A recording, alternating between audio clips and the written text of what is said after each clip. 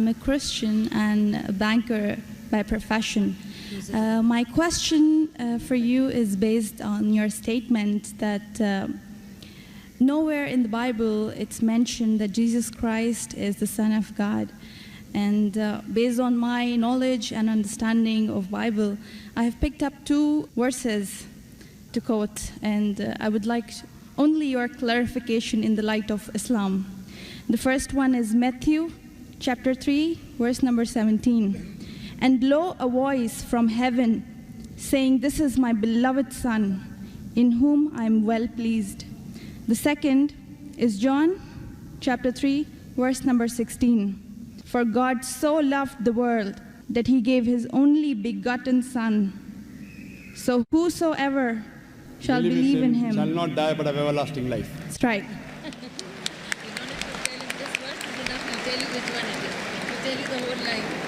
Sister, just to correct your statement, you made a question saying that I said that nowhere in the Bible it says that Jesus is Son of God. I never said that nowhere in the Bible is it mentioned that Jesus is Son of God. I said there is not a single unequivocal statement in the complete Bible.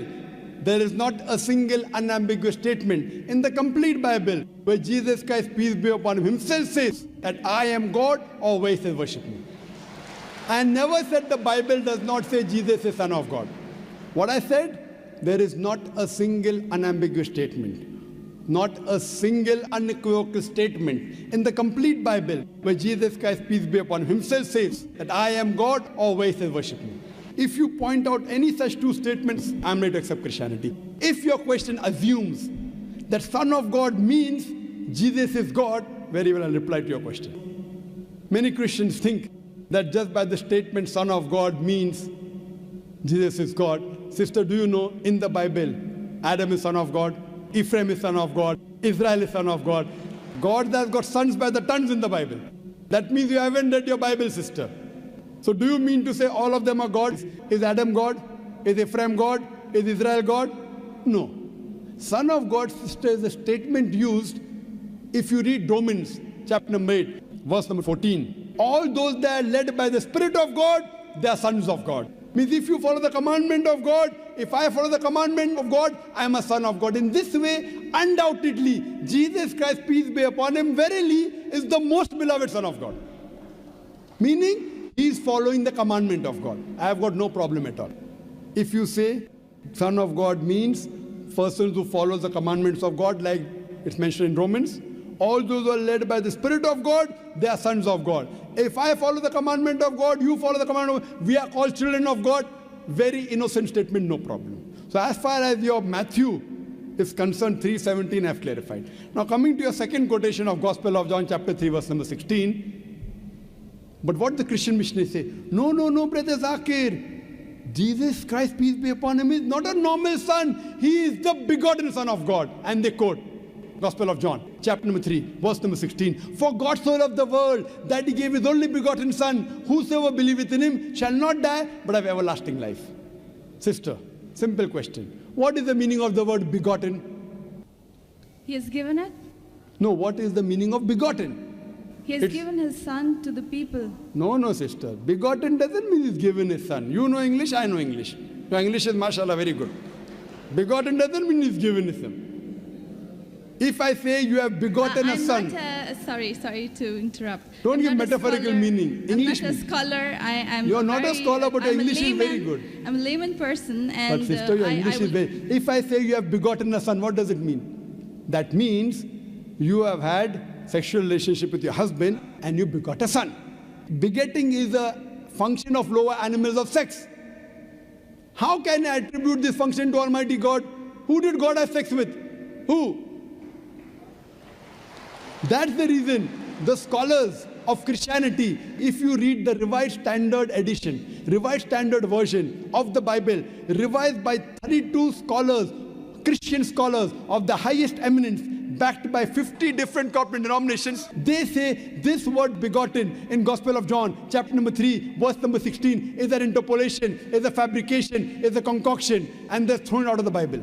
So if you read the Bible, if you read the Revised Standard Version, it is the bestseller in the world.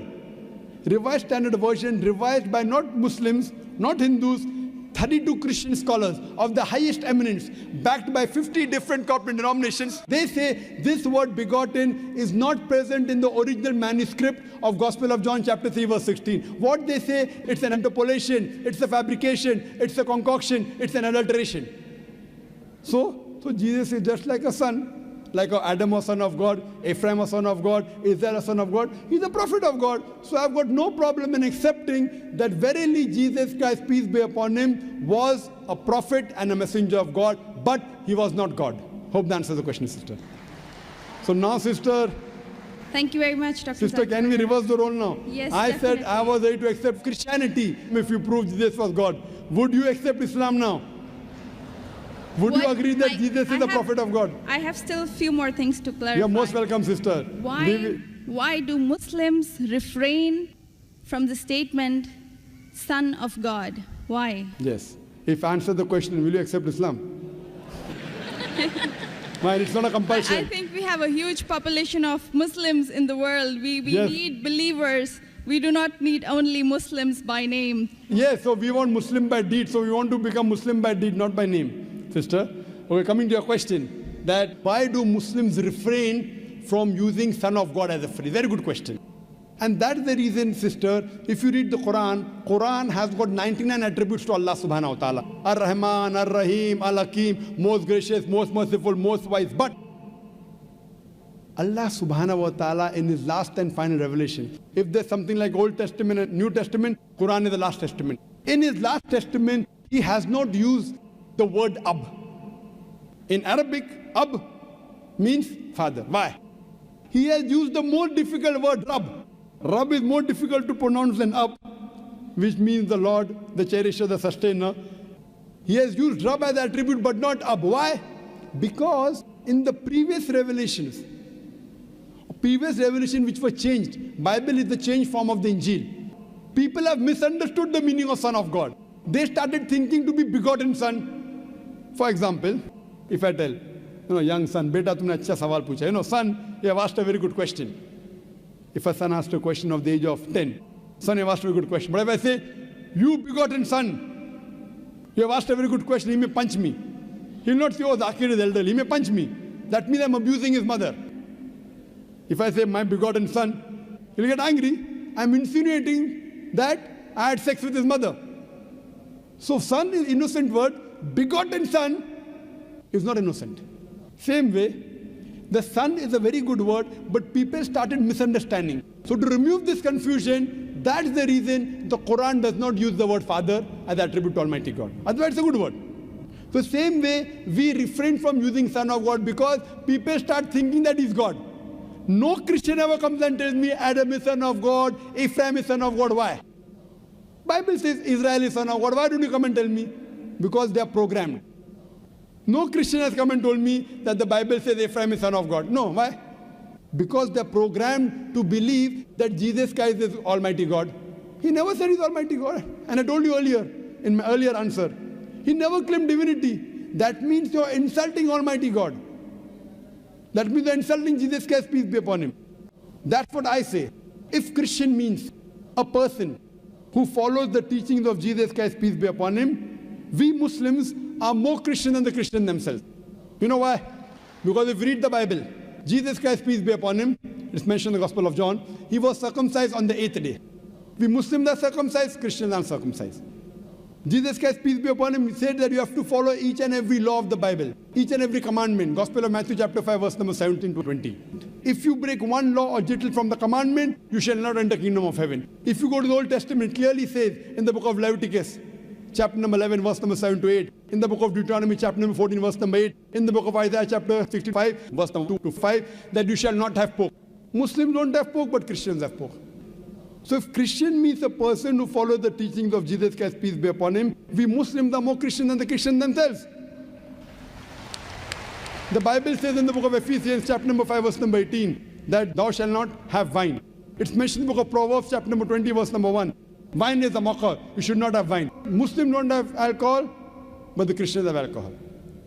Further, if you analyze, there are various references I can give you.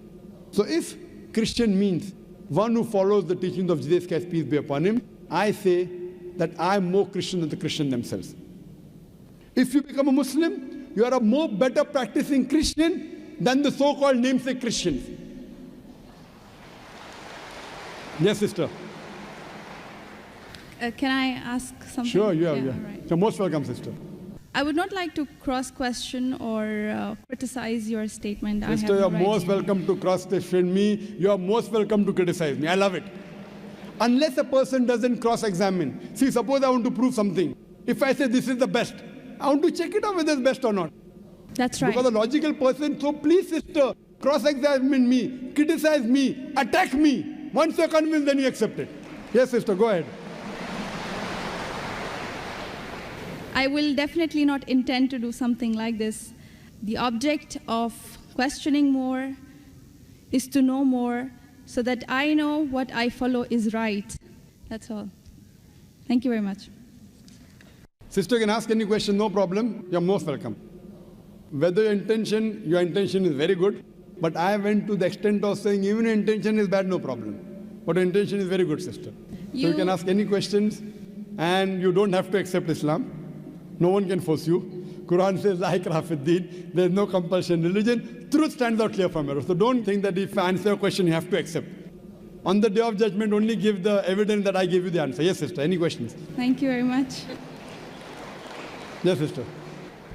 You said that we Muslims are better Christians than the actual Christians. So the complete statement I made, if Christian means a person who follows the teachings of Jesus Christ, peace be upon him, we Muslims are more Christian than the Christians themselves. Yes, sister, your question. But this is not a layman statement. Do not have a specialized knowledge of Islam and as well as Christianity. Fine, you can ask the doctors of divinity whether I'm saying is right or wrong. Yes, sister. Thank you very much, Dr. Naik. So what is the question then? That was my question, that why did you mention that we Muslims are better Christians than the actual Christians? When I said that, why did I say that? I think this is beyond my thinking, that why would a Muslim call himself a Christian? No, correct. Why? Because we love Jesus Christ, peace be upon him. We love him more than you. We love him, we respect him, we revere him, but we don't worship him. The reason I said this because I love Jesus Christ, peace be upon him. I respect him, I revere him, but I don't worship him. Because he never told me to worship him. If he would have told me to worship him, I would have worshipped him. So that's the reason I say, if Christian means a person who follows the teachings of Jesus Christ, peace be upon him, I'm more Christian than the Christians themselves. Because I love Jesus Christ, peace be upon him. I respect him, I revere him, but I don't worship him. So hope that answers the question.